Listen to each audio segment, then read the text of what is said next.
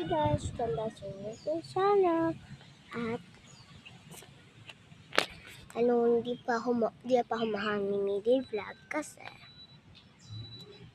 punta kaming Bicol. Tsaka walang wifi doon.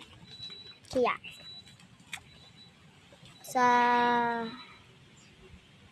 Lunes or Linggo or Friday ako mag-update sa inyo ha.